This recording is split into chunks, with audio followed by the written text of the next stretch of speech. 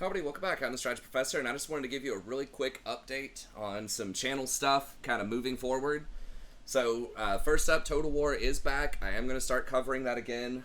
So, sorry, I know I've been MIA on the Total War front for probably about half a year or so now.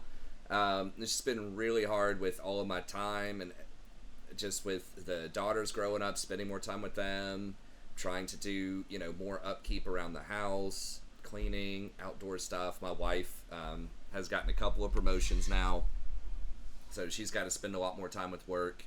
So I'm trying to step up and do a lot more with the kids and help out around the house and all that kind of stuff. And I've had a lot of classes. So the last couple of semesters, I've been really fortunate to have 4 class load.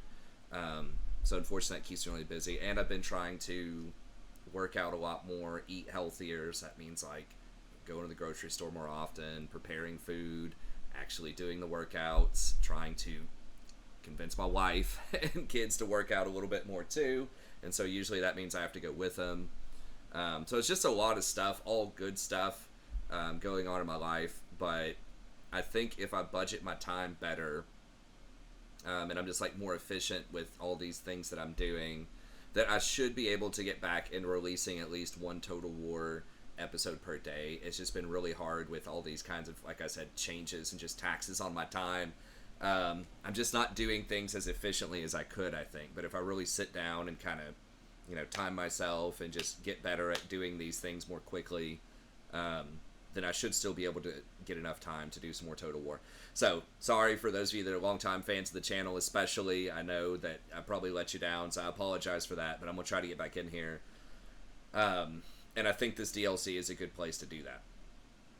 Also, I do have summer coming up soon. My last week of physical classes is next week. Now, I do still have about 2 weeks of just sort of Zoom final presentations from my 90 students that I have, but the timing on that is just really kind of random, and I am going to have some downtime, so that will allow me to kind of sneak in every now and then if there's just like an hour available in the afternoon where no one signed up.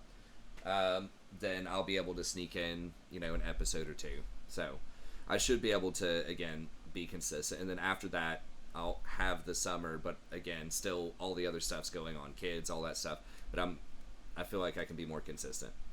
Okay, so Total War's back. I'll start releasing those episodes probably Tuesday or Thursday. I do like to record usually about 5 in advance at least, just so that I know I'm not going to die and the campaign's going to end on turn 5. That does happen sometimes, especially if it's new campaigns with new mechanics. The AI has gotten a lot better, and I think that overall the game is, in my opinion, much harder in Warhammer 3 than it was in Warhammer 2. I guess that's controversial.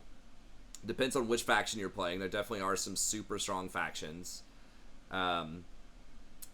But I think that the game is more challenging. And I have actually tried to record some episodes maybe every couple of months. I'll do like 5 or 10 episodes, but then I just never quite complete the campaign. And then I'm like intending to, or not complete it, but get at least like 10 episodes. And then I'm intending to, and then I just, don't end up doing it. So I have lots of unreleased stuff that's just kind of too old and out of date. So we'll just start fresh here. But I did not get early access. I think I said that earlier, but CA changed their rules, and I didn't realize that back in, because I just haven't been keeping up, back in like December or something. They changed the rules. They basically restructured, ended all the old sort of contracts that they had with people. And now they have a new system that I can sign up for. I don't know if I'm going to qualify or not. I have seen some smaller channels that did qualify, though. Some channels with like 10,000 subs or whatever. But I don't know if they're getting more views regularly than me or growing. Like, they kind of changed the definition. So I don't know. I don't have early access for this one. I don't know if I'm going to get early access for the next DLC. If I don't, I'll just have to record it on release.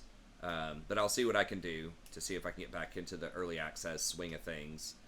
But yeah, that's why I haven't been releasing review content or anything like that. Is because I just don't have early access to it. But I think that it does look really exciting. I do like a lot of the changes, and I am going to do sort of an overview and review of each faction as much as I can, but just keep in mind, I haven't been able to look at this stuff, and I haven't been able to play through it. So in order for me, in my opinion, to give like a pretty decent overall review of it, I need to run it through one campaign at least, or at least a decent amount of the campaign, just so I can kind of see what's going on and how they stack up to a bunch of different factions. So I'm not going to have like a guide day one, probably, but I will start releasing, maybe I could do like a preliminary guide for each one, just go in there and just look at all the stuff and make predictions about what I think could be good, but I can't play through all of these factions, the day that it comes out for at least 10 hours each, right? And then write up a guide for it. So some of these other content creators that have had access to this stuff for weeks, are probably going to have their guides ready to go, day one. But anyways, I'm going to have to do it one at a time, but I can maybe do just like a super quick, non-thorough guide of just like what I anticipate will be good about each faction, or what I like about it or don't like about it, even though I haven't had a lot of time to play it. So if you guys would like that, I think a lot of people probably would. I can see if I can do that. But as far as which campaigns I want to play through, I'm thinking right now Elspeth or Tamarkan. I do like the dwarves. I like a lot of the changes that they're making to them. I do really like, and I have watched some other content about this, so I do know some. I just haven't been able to get into the client and get the numbers, all the numbers, and see like some of the specifics of the tech trees and the building trees and things like that. And some of that really does matter for how good something is going to be. I know that's kind of the boring part of it. They just like to show, the big visuals and things on it, but like, for instance, one of the biggest changes that I didn't see, no one has talked about so far that I've watched, that looks like a big deal. I just kind of surmised it, I believe, from when they were glancing at the buildings, like where stuff comes from, is they got rid of the requirement of the secondary, like, armory type of building. I think that's what it looked like. Now, I don't know, because I can't get in there and look for myself, but it looks like they got rid of the armory building requirement for stuff like great swords, handgunners, demigriffs. A lot of this stuff required a secondary building, and that was really, really obnoxious for the Empire to have to get that, especially for fairly low-level things. I think you had to have the armory for halberds, which are, like, key units for fighting a lot of these, like, large vampire units and Festus units that you could be facing early on, or other Empire Knights, that type of stuff. So halberds are key. And, again, like, stuff like greatswords, which should not require that. They're good, but they're not insane infantry. They're kind of like, the fact that they're already tier 3,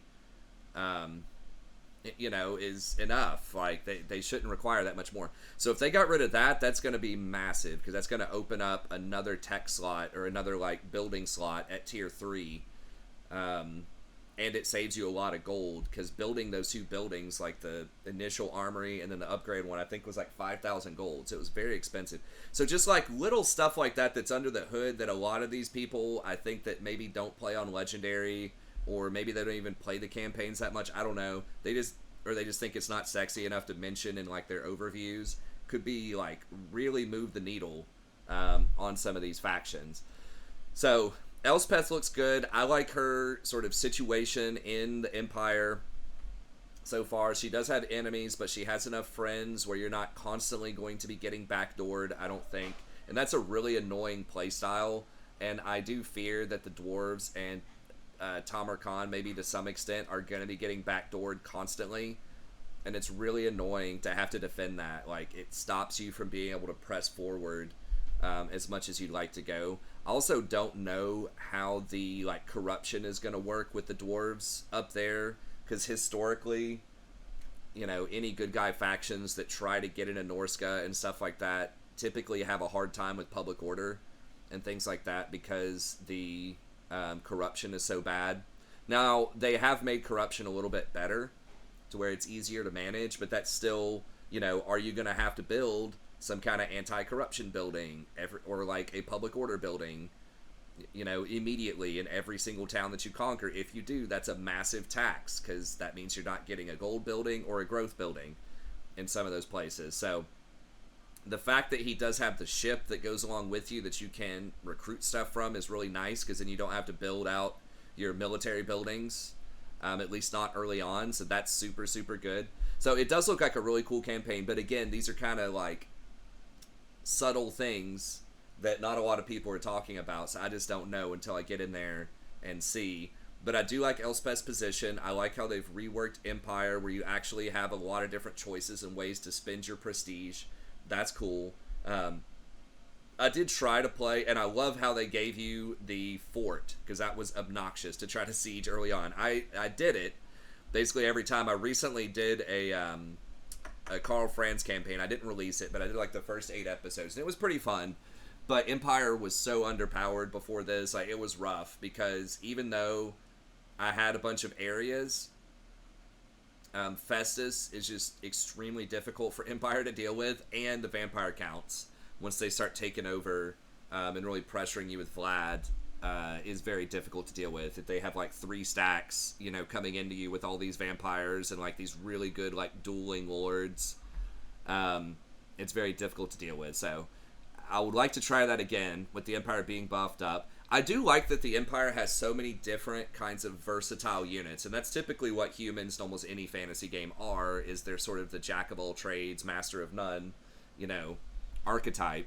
And so they had all these cool units, but you had to get the armory and you had to get all these separate other buildings. So hopefully they've streamlined that a bit more. It looks like they have, just again from glancing at a few other videos.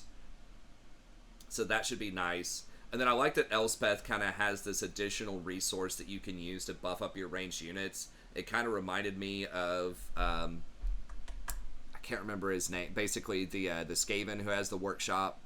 It's not exactly like that Etiquette Claw, but it was something kind of like that, and so I'm looking forward to that. That looks fun. How they're changing the prestige system. I don't know all the numbers on, or like how often that's going to be bad, but with the way they've changed the Empire in the last couple of years, especially with Warhammer 3, it is really hard to manage those Empire territories, because almost all of the Empire always falls, and then, you know, you just got all these penalties because Vlad's just killing everybody to the east. Festus is killing everybody kind of in the middle. And, you know, you can take over the left part of the Empire. Usually you've got the vampire dude in the upper left. Also, half the time will take down Marienburg. So you've just got stuff burning everywhere and you just can't get there. So I like that you can actually send a reinforcing army to help people out. Sometimes they would offer that with like a scenario where you could pay to like have an army go help somebody. And I really liked kind of the randomness of that, and I thought that was pretty cool that you could choose if you wanted to do that or not. Because I like these little random battles where it's not just your doom stack that you have to fight, but you have to make do with a smaller force to deal with special situations. So I like the caravan system, you know, with Cathay and the ogres and other people that use that.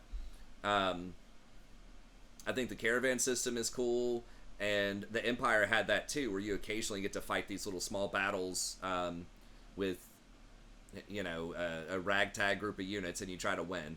But then the army like disappeared, and sometimes it wouldn't save them anyways. It just kind of had a lot of problems with it. So it looks like they've streamlined that a little bit more, where you can just pay to guarantee that you can send an army over there to help them out if you want to. I think it looks like it might be a little OP that you get to fealty with them if you send the army, even if you, like, I think you should at least have to win some kind of battle on their territory. But I could see people maybe abusing that. I don't know. We'll have to see. But people just paying to put armies there just for the fealty, just so you can get them to 10 and confederate. But an interesting thing as well was that sometimes it's bad to confederate, because if you confederate, then you have to take care of the property, right? So that's something I learned when I like confederated with Middenberg. The last time I tried to play Karl Franz, I was like, wait a minute, hold up. Now I've got Festus knocking on my door. I can't. It's got all this corruption here from the Beastmen, and now I can't afford to like have an army dealing with that and another like major army or two dealing with Vlad in the south. Like, you just overstretch if you confederate too quickly. And so I wonder if it's just better just to, you know, make them very loyal to you, but don't confederate, so that they will finance the army. So they'll have an army that basically sits in their town and protects it. So it's like, yeah, you're not getting the money from it, but, you know, can you afford to pay the army to sit there and protect it, basically? So that was an interesting tension. So it'll be cool to see what they do. So I'm excited about Elspeth. I think Empire has a lot of interesting units, and that's not even including all the new stuff, right? A lot of new things going on with her. Tamarkan looks cool. My one concern with him is, like, I'll have to see exactly what the requirements are for each of his, like, people. But if you have to go, like, all over the world, it looks like you're having to beat, like, high elves or dark elves or something to get some of his lieutenants to get your victory condition. That's a lot of work, man. I don't want to spend, I'm probably not going to have time to do, like, a 300-turn campaign. You know what I mean? That's going to be, like, 30-plus episodes. That's, like, almost a month or more. So, I don't know. We'll see. I think that a good campaign timing is, like, 100 to 150 turns. I think that's the sweet spot. About 100 turns is when I want to be able to complete long campaign victory. So this, like, old school, you have to take over 15 of the world's capitals type of thing where it's, like, everywhere and it's just gonna take a bunch of time. It's just not great tempo wise. At a certain point, you just kind of steamroll everybody and you just kind of want the campaign to be done so you can just go to another campaign. So the kinds that have these special win conditions that are achievable, again, in like 100 turns, that type of thing, like the Wood Elves, Beastmen, where you're just kind of stacking up this resource. And I like the ones that are also, whenever possible, sort of choose your own adventure. There's a lot of different paths you could go. I like that kind of stuff. So Elspeth, I think you just reunite and just keep the Empire, I believe, and that's very doable. That's a contained region. You're still fighting a lot of different diverse factions. So I really like that about Empire. And then, again, with Tamarkan, I'm not sure. And with the Dwarf, it looked like you had to kind of go all over the place to do this stuff.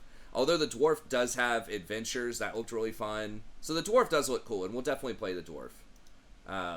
They all look good, honestly. With the last DLC, the Changeling I thought was cool. Now, whether or not he's overpowered, I guess is debatable. But I thought that was certainly fun, where you kind of, again, got to choose your own adventure.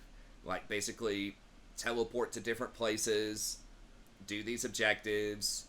So I really like that. I like the design of it. However, the Cathay guy, I forgot he even existed. What did he even do? I don't remember. I remember he started in the jungle, because I tried to do a little bit of a campaign with him. He started in the jungle. It was a really obnoxious start place. It was very difficult to siege the Lizardmen. And yeah, he had some kind of, like, little system with the trying to balance out these two different, like, chi things or something. It was pretty forgettable in my mind. So he was not great. He was not great. And then Mother Ashinka or whatever also was not that great. I did like that she brought a bunch of beasts in, and she did have these, like, curses, and I thought that was cool. But they didn't fix a glaring problem. And hopefully they'll do this sometime. But when you look at Kislev, how are they supposed to siege anything? That's my problem. Like, if you look at their lineup, and a lot of these good guy lineups have a hard time with this, it's like you don't have monstrous units to break down doors that are siege attackers at tier 2 or 3. And Kislev doesn't have artillery even at tier 3.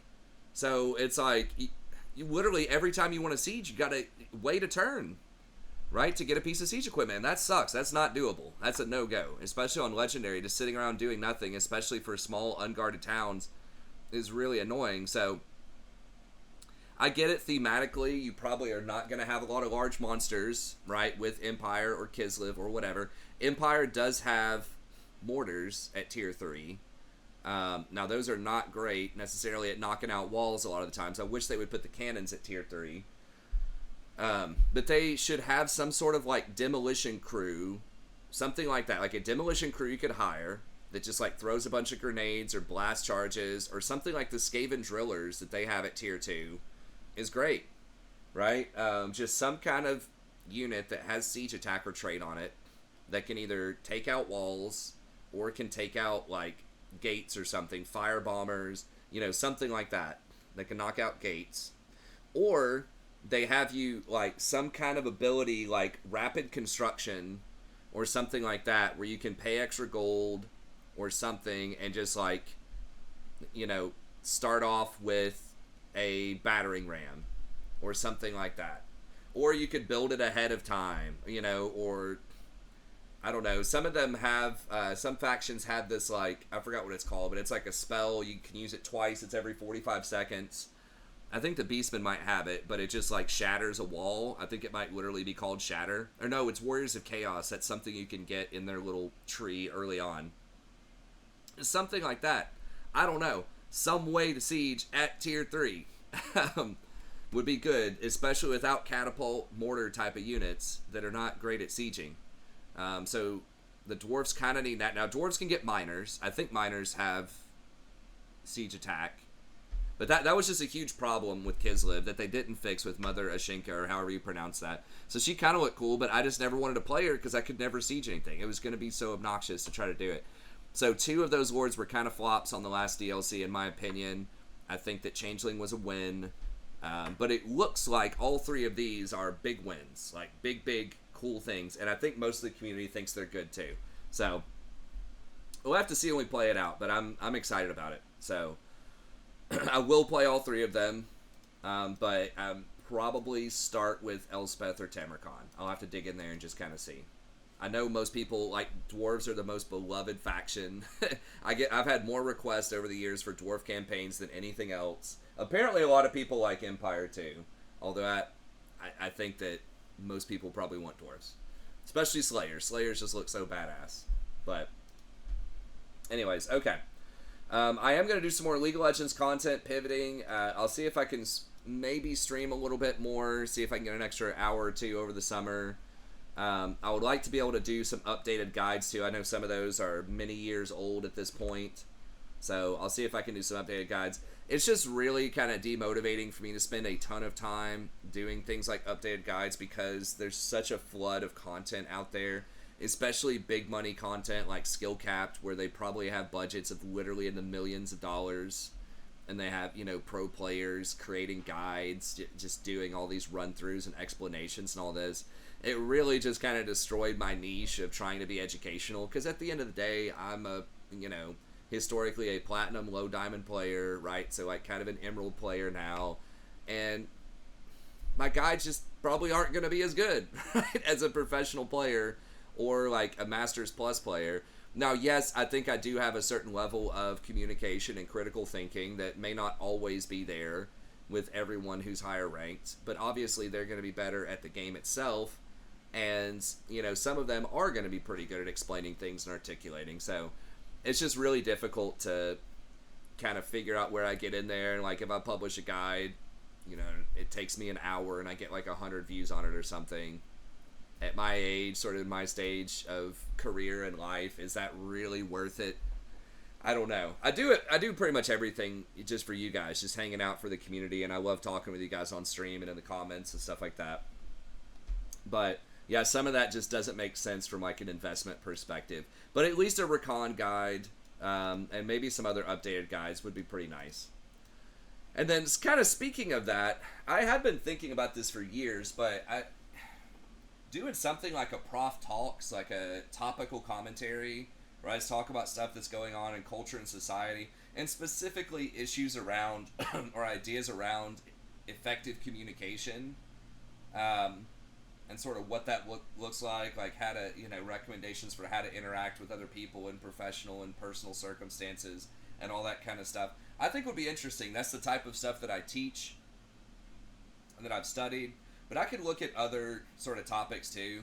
And I'm kind of, inspired by this by someone like Asmongold. And I think there are other people who do this too. It's probably fairly popular with a lot of content creators, but I don't do it. But just the fact that they'll, watch videos and comment on them, or just comment on current events. Usually, like with Asmongold, he's watching a video and then commenting on it. I figured I could chip in there and add my perspective. Obviously, I'm not an expert in every field. Neither are these people, but they get a lot of views. And I think that is just kind of my old man stories and side ramblings and, commentary on stuff. I think that is one of the draws to the channel because, like I said, I'm not the best player at any of these games of all time.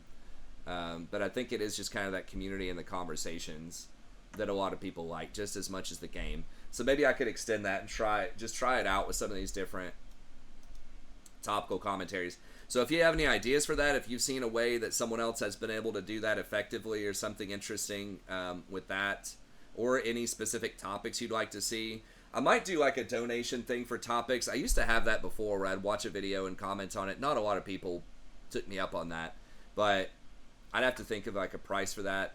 You know, it would obviously demonetize the video itself because I'm watching somebody else's content, but really I don't get very much ad revenue anyways. But maybe I could do something like that, just $10, a $10 donation or something. And then if I don't get donations, I could just pick my own topic and, you know, just see if I can be consistent with that. But I don't know. If you have any ideas for what that might look like, just let me know. Okay. And then it is possible, as a final note, that I might try like an MMO over the summer again. I know I didn't have like a huge following for that, but again, just be kind of an excuse to stream something, and for people that just want to come in and talk and hang out and chill, that would be possible. But, you know, and I know FF14 and WoW are both releasing games this summer. I get excited about it, like I want to do it, and I think of, you know, wow, this will be fun, but then it's just like, again, the reality of the situation with my time constraints. Am I actually going to have time to do it? Probably not, but maybe. Maybe I could do it like just really slowly, just like on the weekends a little bit, maybe a couple hours or something.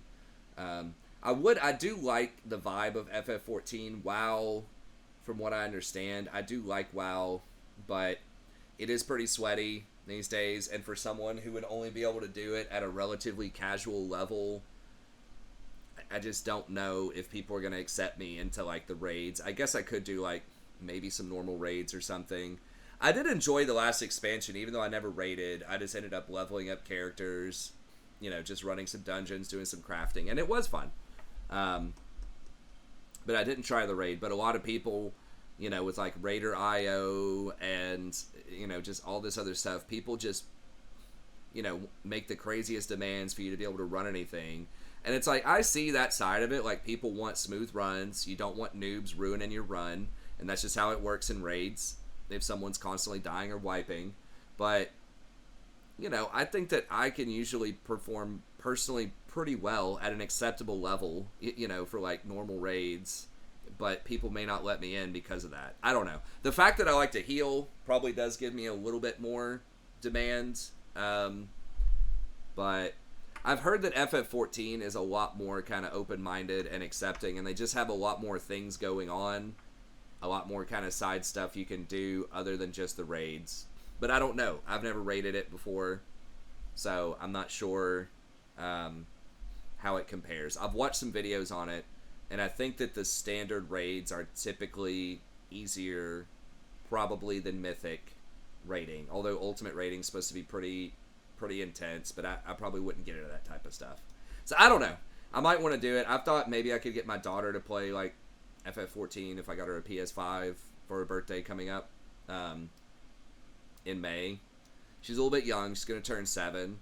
But if you do the free trial, that lasts all the way up through Stormblood. I think that's their 3rd expansion. So it's like hundreds and hundreds of hours of potential content. And realistically, she's probably just going to run around, you know, in the forest and have fun and stuff like that. And like chat is disabled on the trial, which is nice. Like trading is disabled on the trial. So, you know, I wouldn't have to worry about the social, you know, element. Although, again, the community is welcoming, but it's online, you know, and obviously she's pretty young. So I wouldn't want her to, you know, obviously be involved with any sort of social media type of stuff. But anyways, just thoughts. That's unlikely. But the Prof Talks, I would like to try that out, and I'd like to hear your ideas if you have any thoughts on it. And then the Total War is back, and League, I will try to update at least a few guides and see if I can stream a little bit more. And I can at least do more like tier lists and just thoughts on patch notes or weird builds that I've seen. I can do that type of stuff more consistently and see if I can drop at least a few videos a week other than the stream. But anyways, that's going to be it. Thank you very much. Let me know what you think in the comments, and I'll see you next time. Have a good day.